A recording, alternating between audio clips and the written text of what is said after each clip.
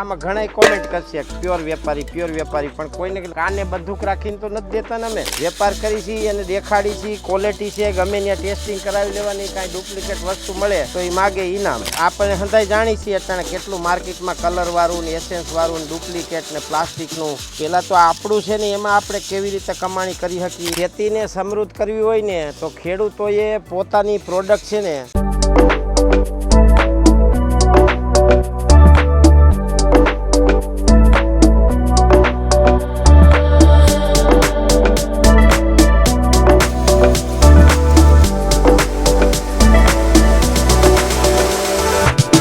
માતા મિત્રો ગાય ગામડું અને ખેતીને સમૃદ્ધ કરવી હોય ને તો ખેડૂતોએ પોતાની પ્રોડક્ટ છે ને એની બાય પ્રોડક્ટ પોતાની તુવેર થાય તો એની ડાયર બનાવીને વેચવી જોઈએ, મગફળી થાય તો એનું તેલ બનાવીને વેચવું જોઈએ.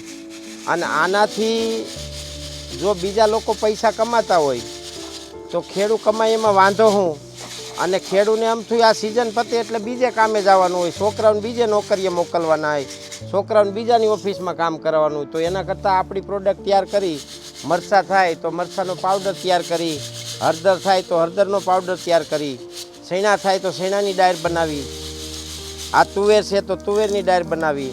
અને આમાં કદાચ ખેડૂતના દીકરા બે પૈસા કમાય અને આ ગામડામાં બહેનોને મહિલાઓને રોજગારી મળે તો બહેનોને બહાર ગામ કામે ન જવું પડે, થોડું ઘણું કમાય તો જણના કામમાં ઘર ખર્ચમાં ક્યાંક એનો હાથ લાગે અને ઘરનું ખર્ચ નીકળે.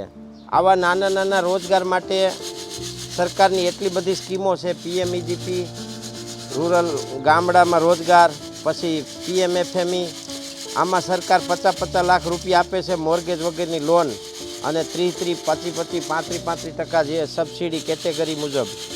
છતાંય આપણે આ કામ નથી કરતા અને આપણે આપણી વસ્તુ કાચી વેચી દઈ અને આપણા છોકરાને બીજે નોકરીએ મોકલી.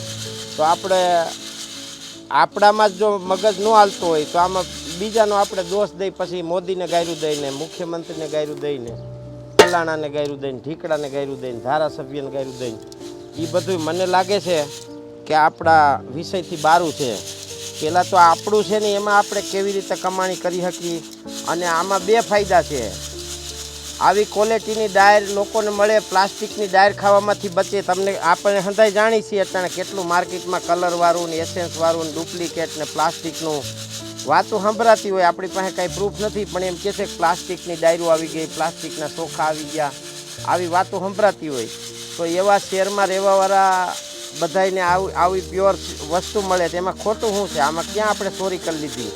અને ખેડૂતના દીકરા હોય ને ખેડૂત એક કોનો બાપ માર્યો છે? વેપારી ન બની શકે, ખેડૂત બિઝનેસમેન બને. તો આમાં ઘણા કોમેન્ટ કરશે પ્યોર વેપારી પણ કોઈને કાને બંદૂક રાખીને તો નથી દેતા ને અમે વેપાર કરી છીએ અને દેખાડી છીએ ક્વોલિટી છે ગમે ત્યાં ટેસ્ટિંગ કરાવી લેવાની, કાંઈ ડુપ્લિકેટ વસ્તુ મળે તો એ માગે ઇનામ. એટલે આમાં એવું નથી કે વેપારી એક જ વેપાર કરીએ કે વેપાર તો હાસો આપણે કરવો જોઈએ ને. આપણે ખેતીની પેદાશોનો ડબલ મૂલ્યવર્ધન કરીને તો આવક વધે, કમાણી વધે અને ગામડામાં રોજગાર વધે. તો આપણે ગામડા મૂકીને જવું ન પડે અને છોકરાઓને શહેરમાં મોકલવા ન પડે.